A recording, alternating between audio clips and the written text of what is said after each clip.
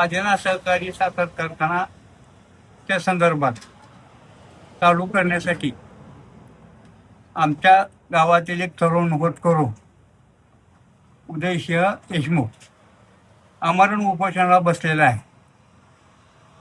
उपोषणाला बसण्यामागे त्यांचा हेतू एवढाच आहे की मागच्या वेळेस ज्याप्रमाणे सध्याच्या चेअरमननी बारामती अॅग्रोचे व्हाईस चेअरमन सुभाष गोळे साहेब हे कारखान्या ताब्यात घेण्यासाठी इथं आलेले असताना स्वतः त्यावेळचे आमदार, कारखान्याचे चेअरमन नव्हते पण त्यावेळचे आमदार नारायणआबा पाटील यांनी कारखाना येऊन गेटवर येऊन सोबत आम्हाला अडवलं की कारखाना तुम्ही ताब्यात घ्यायचा नाही, तुम्हाला आम्ही ताब्यात घेऊ देणार नाही. मग त्यावेळी आम्हाला सांगितले की हा कारखाना सभासदांच्या मालकीचा आहे, कामगाराच्या मालकीचा आहे. कामगाराचे आतापर्यंतचे थकलेले पगार, सभासदांचे ठेवीचे पैसे अधिक शेअरचे पैसे, हे सगळे पैसे देणार का असं त्यांना विचारलं. आणि त्यांनी 15 वर्षाचा करार असताना त्यांनी बी 25 वर्षाचा करार केल्यामुळे त्या आबानी त्यावेळेचा निलाव हाणून पाडला. मग आता आमचं तेच म्हणणं आहे, सगळं बघून जनतेनी नारायण आबाच्या पाठीमागं कारखान्याच्या निवडणुकीच्या वेळेस स्वतः दिग्विजय बागल, जयवंतराव जगताप साहेब सगळ्यांनी मिळून त्यांना पाठिंबा देऊन कारखाना त्यांच्या ताब्यात दिला.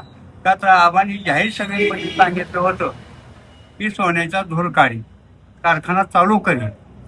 म्हणून जनतेने त्यांच्या विरोधात ठेवला, कामगारांनी ठेवला आणि कारखाना त्यांच्या ताब्यात केला. ताब्यात दिल्यानंतर आबाचं खर्च आमदार आहेत, परत सुदैवानं ते आमदार झाले. मग त्यांच्या योगायोगानं त्यांचं आज शासनामध्ये वजन आहे. शासनामध्ये वजन असल्यामुळे त्यांनी मुख्यमंत्र्याला, त्या जयकुमार गोऱ्याला पालकमंत्री, त्या पालकमंत्र्यांनी आम्हाला भाजपमध्ये आणण्यासाठी खटाटोप चालू केला आहे. भाजपमध्ये आपण पाठिंबा दिला असताना आम्हाला का मदत करू शकत नाही? तर पालकमंत्र्यांनी आम्हाला सुद्धा मदत करावी आणि कारखाना चालू करण्यासाठी त्यांना 20 ते 25 कोटी रुपये फक्त दिले तरी कारखाना चालू होण्याच्या स्थितीत आहे. कारखान्याला पैसे आणि मग आमदार साहेब सांगतात की कनेरगाव आपल्या रस्त्याच्या बाबतीत 200 कोटी आले, आमक्याच्या बाबतीत 20 कोटी आले, 25 कोटी आले. माझं आमदार साहेबांना एकच आव्हान आहे की तुम्हाला आम्ही निवडून दिले, मतदान मी स्वतः केले, गावातलं रेट दिले तुम्हाला, तुम्ही आमच्या वांगी 3चा आणि 1 नंबरचा रस्ता सुद्धा तुम्ही करू शकला नाही. त्यामुळे शाळेतल्या मुलाची काय गैरसोय होते ते तुम्ही येऊन बघा. ते तो विषय जाऊ द्या, आज विषय आहे कारखान्याचा. उदयसिंह सारखा तरुण एक होतकरू तळमळ असल्यामुळं कामगाराची आणि शेतकऱ्याची त्यांनी स्वतःचं विचार न करता, कुटुंबाचा विचार न करता इथं उपोषणाला 4 दिवस झालं उपोषणाला बसले. आणि ह्याला कोणी सुद्धा इथं भेटायला नेते म्हणतात. माझं एकच आव्हान आहे आज की तालुक्यातल्या सर्व नेते मंडळींनी, बागलसाहेब असतील, जयवंतराव जगताप असतील, आणखीन कोण जे स्वतःला नेते म्हणतात ते सर्वांनी येऊन उदयसिंहची भेट घ्यावी, त्यांच्या संग चर्चा करावी, त्यांचं काय म्हणणं आहे ते ऐकून घ्यावं. ऐकून घेऊन त्यांना मदत करण्यासाठी किंवा उपोषण सोडण्यासाठी सहकार्य करावं.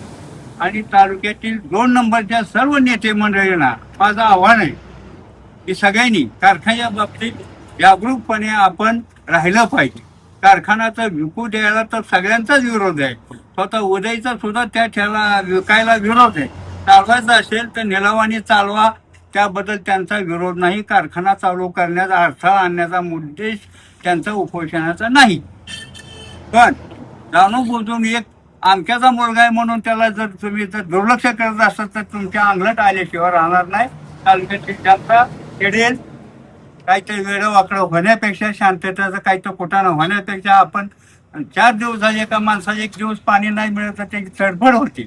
पण 4 दिवसाचा विचार आमदारने एखादा अधिवेशन सोडून एखादा 1 दिवस इथं आले असते आणि त्यांना भेटले असते आणि म्हणले असते उपोषण सोडा, नंतर आपण काय असेल ते मार्ग तरी चाललं असतं. पण अधिवेशनाचं नाव सांगून थांबणंही बरोबर नाही. अधिवेशनामध्ये काय तुम्ही करताय? उगा प्रश्न विचारला आणि काय न विचारलं हे काम नाही. इथं तुम्हाला ज्या जनतेने निवडून दिले कारखान्यासाठी ते पहिलं काम करा ना, बाकीचं नंतर बघू. पाण्याच्या बाबतीत, लाईटच्या बाबतीत जे असं तुम्ही मोर्चा काढला, लोकच म्हणतात 100 दीडशे सुद्धा लोक मोर्चात नव्हती. मग असं असताना मोर्चा काढून बी तुम्ही लाईट 8 तास देऊ शकला नाही.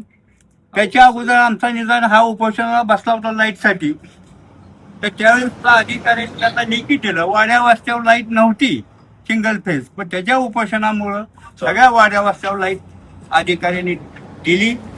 त्याचं हे उपकारच समजायला पाहिजे सर्व जनतेने. तर मी आवाहन करतो आणखीन सर्व जनतेला, सभासदाला, नेते मंडळीला, उद्या काही उद्या रस्ता रोको ठेवलेला आहे कारखान्यासमोर. कारखान्याच्या संदर्भात काही अडचणी सांगण्यासाठी रस्ता रोको ठेवला आहे. तर मी आपल्या बाईटद्वारे असं मी आपल्याला सांगतो, आपल्या सोशल मीडियाद्वारे, की सगळ्यांनी जास्तीत जास्त लोकांनी उद्या या ठिकाणी येऊन रस्ता रोकोसाठी सगळ्याला सहकार्य करावं. उदय सिंहाच्या पाठीमागे सर्वांनी उभा, राजकारण सोडून, गटबाजी सोडून सर्व पत्रकारांनी ह्यांनी सगळे यावं असं मी आवाहन करतो.